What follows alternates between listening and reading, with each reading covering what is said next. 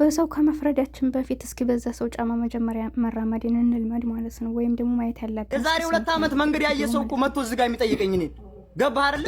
እኔ ትናንትና ያልኩት አሁን አየሁ አለ ሰው ጋር ስናገናኝ ለምን ቃል በቃ ከህዝቡ የምትደብቁት? እሺ ለምንድን ነው ከማንተስ ነው የደበቅነው? ለምን ሌቦች ናችሁ ትገሉታላችሁ? ገዳይ ነው እኮ አንተ ቡድን ገዳይ ነው። እንደዚህ የሚባል ነገር የለም። ማንንም የሸዋ ልጆች በመጀመሪያ ሀና ካለችበት ጭንቀት አላህ ያወጣት። በመቀጠል ግን ደግሞ እዚህ ጋር በዚህ ላይ መፍረድ የምንችለው በባህር የመጣችሁ ሰዎች ብቻ የዛሬ 8 ዓመት የዛሬ 3 ዓመት ወይም ደግሞ ከ2 ዓመት ከ3 ዓመት በፊት ያለ ሳይሆን አሁን በሰሞኑ ያለውን መንገድ ያየ ሰው ብቻ ነው መፍረድ የሚችለው ማለት ነው። እና እናንተ ማድረግ የማትችሉትን ነገር ለምንድን ነው በሰው ላይ? ይህ ልጅ ምን ያደርጋችሁ? ምክንያቱም አላየንም እንደኛ ስንመጣ የዛሬ ስንት ዓመት እንኳን በደህናው ታይም ላይ ስንመጣ ማለት ነው ጥይት ከፊታቸው ላይ እየተደቀነባቸው አይደል እንደ ሚስቱን ይዞ እየመጣ ማለት ነው። እኔ ባይኔ እያየሁ ሚስቱን ከጎኑ ላይ እያስደፈረ ከመሞት መሰንበት ይሻለኛል ብሎ ነው ሲመጣ የነበረው። ገባቸው። እንደገና ደግሞ እዚህ ጋር የእናቱን ልጅ ማለት ነው የእናቱን ልጅ ራሱ እዚህ ሲመቷት እያየ በቃ ከመሞት ይሻለኛል ብሎ ነው እያስደፈረ ሲመጣ የነበረው አዳሚ ማለት ነውና ይህ ልጅ እንደ ስህተት እንግዲህ ሙታሌ ብለው ሲነግሩት ቪዲዮ ሰርቷል። ቪዲዮ በመስራቱ ብቻ ተሰርቷል። ከዛ ባለፈ ግን እሱም እኮ እዚህ ቦታ ላይ ወደ ሀገር የገባው ኢቃማ ሰርቶ ለመኖር ማለት ነው። ስንት መከራና ፀሐይና ብርድ እየተፈራረቀበት ሲኖር ነበር እዚህ ውስጥ። ግን ደግሞ አላችሁ አይደል የተሻለ ህይወትን ለመኖር ነው ህይወቱን እንትን ብሎ ሰውቶ እየሄደ ያለውና እዛ ቦታ ላይ ስትሄዱ ደግሞ አድርጉ ያሏችሁን ታደርጋላችሁ፣ አታድርጉ ያሏችሁን አታደርጉም። ለምንድን ነው አሁን ማን ጠያቂ ያለው? ስንት ሰው ነው በጥይት እየተደፋ ያለው እዛ ውስጥ? ጀግንነትም ቢሆን ቦታ አለው። ገብቷችኋል? ጀግና የምትሆኑበት ቦታ አላችሁ፣ መፍራት የምትኖሩበት የምትሉበት ቦታ አለውና እዚህ ጋር አሁን እዚህ ጋር እየፈረዱ ያሉት ምንድን ናቸው? ሁላቸውም በኢቃማ የመጡ ሰዎች ናቸው። በባህር የመጣ ሰው ያን ያክል አይደለም። ይኸው ልጅቷ ራሱ ስትከራከር ለምን ለሱ ትከራከር ያለሽ ይላል። እዚህ ጋር የእናት ልጅ የለም። ግን ደግሞ የእናቱን ልጅ እያስደፈረ የመጣ ሰው ሁላ ዛሬ ላይ በገጠር ልጅ ብቻ መፈረድ የለበትም። የገጠር ልጅ ስህተቱ ነገርኳቸው። ሙታሌ ብለው ሲነግሩት ቪዲዮ መስራት አልነበረበትም። ወይም ደግሞ በትክክል መረጃውን የሴትዮቱን የሞተችውን አስክሬኑን ሳይ ማለት ነው። እና ያ ጥፋት አጥፍቷል። ስለ ጥፋቱ ደግሞ ይቅርታ ብሏል። ከዛ ባለፈ ግን እዛ ቦታ ላይ ሁሉም ነፍሴ ነፍሴ ነው የሚለው። ማንም ሊያወጣ አይችልም። ምክንያቱም እኔ ባይኔ ያየኋቸውን ነገር ነው የምነግራቸው። እዚህ ጋር ዛሬ እየፈረዱ ያሉት ሰይድ ወረባቡ ሳውዲ ሲመጣ በምንድን ነው የመጣው? በኢቃማ ነው የመጣው። እንዲሁም ደግሞ ዱባይ ሄዱ አሁን ላይ የሚሰራው በዛ ነው። ገብቷችኋል? ስለዚህ በዚህ ጫማ ሳይሄድ በሰው መፍረድ የለበትም። እሱ ቢሆን ራሱ ይሄን ነገር አያደርግም። እስኪ አላየንም እንደ ሰይድ ወረባቡ የዛሬ አመት ነው ምናምን ኢትዮጵያ ገባ። የለበሰው ኬፓ አማራ የሚል ነበር አይደለ? ግን አዲስ አበባ ላይ ይዘውት ሲያዩ አይደለ እንዴ ኬፑን አውልቆ ሌላ ለብሶ የነበረው ማለት ነው። ስለዚህ እናንተ የማታደርጉትን ነገር በሰው ላይ አትፍረዱ። የሰው ልጅ ከጭንቀት የሚያወጣው ሰው ሳይሆን አላህ ብቻ ነው። ገብቷችኋል አይደል? ተወክልቷል አለ ለአላህ ተወክላ ሁላችሁም በዱዓ ልጅቷ ካለችበት እንድትወጣና ድምጽ በመሆን ልጅቷ ካለችበት ለማውጣት እንጂ እየቀጠለ ወዲያ ብታረጉት ወዲህ ብታረጉት ምንም የሚያመጣላችሁ ነገር ሊኖር አይችልም። ገብቷችኋል? አሁን ደግሞ ድምጽ ሰምቻለሁ ብሏል። ያንንም ደግሞ እንዳልኳችሁ ድምጽ መስማቱ ብቻ የመፍትሄ አይሆንም። አሁን ላይ ከሱ ላይ ከመዛት እልቅ እነዛን ሰዎቹን እውነታው እየታወቀ ስለሆነ ልጅቷን ለማውጣት ብትጥሩ ጥሩ ነው ብዬ አስባለሁ። እና እኔ እንጂ አላቅም ወላሂ አንዳንድ ጊዜ ከባድ ነው። በዛ ላይ ደግሞ ይሄ ልጅ እንዳልኳችሁ ለራሱ አላማ ነው የሄደችው። እሱም እኮ እሷም ልጅቷም የሄደችው የራሷን አላማ አሳካለሁ ብላ ነው። እሱም የሄደው የራሱን አላማ ሊያሳካ ነው። እና ማንም ለማንም በማይኖርበት ሁኔታ ውስጥ ልጁን በዚህ ልክ ባታጨናንቁት ጥሩ ነው። እንዳልኳችሁ እንኳን ይሄ ልጅ መንገድ ያገናኛቸውንና ይዟቸው የመጡትን ሴቶች ስንቱ ነው ሀፊታቸው በጥይት እየተገደሉ አይተናል። ቀብረናቸው እንኳን አላለፍንም። ገብቷችኋል አይደል? እዛ ውስጥ ሁላችንም ሲመጡብን እንሻሻል። ማን ይውደቅ ማን ይንጣ ምናውቀው ታሪክ የለንም። እና ስለዚህ ከዚህ አንጻር ሰው በዛ ጫማ ሳያለፍ በሰው ላይ መፍረዱ ጥሩ አይደለም። አላህ ደግሞ የሀቅ አምላክ ያወጣላት ኢንሻአላህ።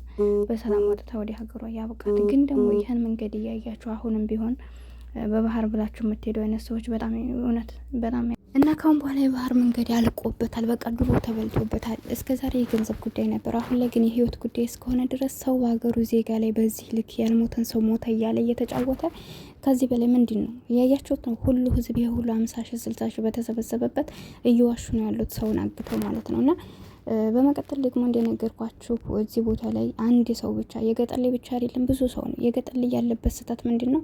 ቪዲዮ ሰርቷል ሳያስተውል በቃ ሙታለይ ሲሉት ቢችል ሄዶ በጠየቃት የት ነው አስክሬኗ ብሎ መጠየቅ ነበረበት። ይህን ደግሞ ስጠይቅ ፈራለሁ ብሎ አስቦም ከሆነ ዙሮ እሱ ነው የሚያውቀው ከሆድ ውስጥ ያለውን በምን ምክንያት እንትን እንዳለ። ስለዚህ የደበቀውም ነገር ካለ አርፎ ተቀምጦ ቢሆን ጥሩ ነበረ። ከዛ ውጭ ደግሞ ካወጣ ደግሞ መረጃውን በስርዓት ማውጣት ነበረበት። ካላወጣ ደግሞ ቪዲዮ መስራቱ ልክ አይደለም በሰዓቱ ላይ ማለት ነው። እንዴት የሚለውን ነገር ሳያጣራ ግን ደግሞ እሱ ይሄ ነገር ችግር ያመጣብኛል ብሎ ባለማሰብም ይሆናል ነውም ደግሞ አሁን ላይ እያለ ያለውን ሰምታችኋል። እንደዚህ አይነት ችግር ያመጣብኛል ብሎ ቢያስብ ኖሮ አርፎ ይቀመጥ ነበር። ገባቸው። ስለዚህ እሱ ብቻ ሳይሆን አብረው ያሉ ሰዎችም አሉ፣ አብረው ይጠየቁ። ከዛ ባለፈ ደግሞ ግን እንዲሁ ለምን ብቻ እንዴት አባክዲ አልተገደልክ የሚባል አንዴ ሰው ላይ እየነገርኳችሁ እኮ ነው። እኔ ባይኔ እያየሁ ማለት ነው። እኔ ባይኔ እያየሁ ዛሬ ስንት አመት መንገድ ስንመጣ እንግዲህ ከ7 አመት በፊት ማለት ነው ያጎቱ ልጅ ማለት ነው ያጎቱ ልጅ ናት። አብሮ እሱ ነው ይዟት የመጣው ግን ከፊቱ ላይ ደፈሯት። ሲደፍሯት ምን ጥይት ነው ከፊቱ ላይ እየደቃ ነበር። ምንም ማድረግ አልቻለም። እዛ እየተሰቃየ እያለቀሰ አይቶ ዝም ነው ያላት ወንድ ልጅ። ለምንድን ነው? ህይወቱን ማትረፍ ስለፈለገ።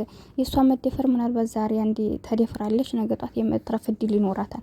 በሽታ ሊኖር ይችላል፣ ብዙ ነገር አለ። ግን ቢሆንም ደግሞ ህይወቴን ከማጣ እሷ ይሻላታል ብሎ እንዲያለውም ተደፍራ በኋላ መጣን በዛው ቦታ ላይ። አሁን እኔ እንዳልኳቸው ነው ያየሁትን ነገር ነውና ልክ የሆነው በዋድ ቦታ ቁጭ ብለና እንደዚህ የሚሰርቁት የሚያግቱት ሰዎች መጡብን። የሆነ ሰዓት ላይ ገደም ብለናል ማለት ነው። ከዛ ሲመጡ ወላሂ ማለት ሀጎናችን ያለ ሰው ተነሱ ማለት አልቻልንም። እኔ በራሴ ማለት ነው ሁላችንም ነፍስ አውጭኛችንን ነው ጥይት እየተኮሱ ነው ከላይ የመጡት ማለት ነው። እንግዲህ እኛ የምንመጣው በደላላ ነው።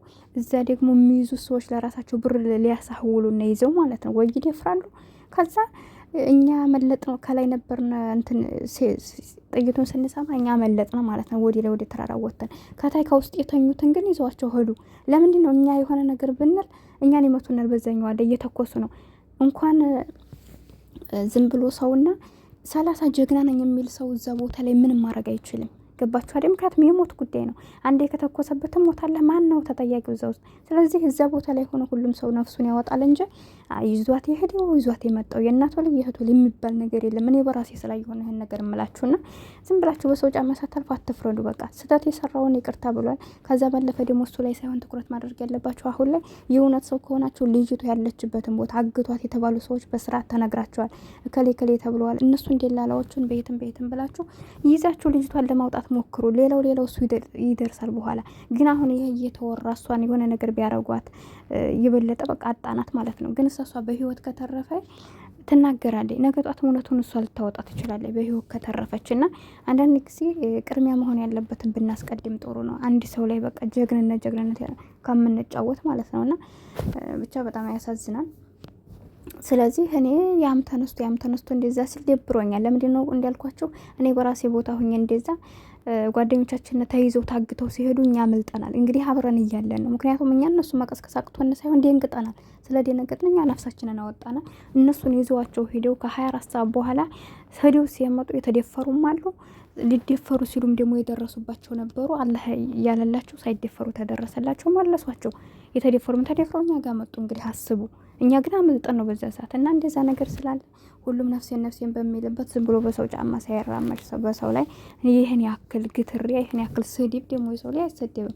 እሱም ለራሱ አላማ ነው፣ እሱም ለራሱ አላማ ሄድ ያለ አላህ ሽቶባት እንግዲህ እንዴት ደርሶባታል። እና ብቻ ያናደ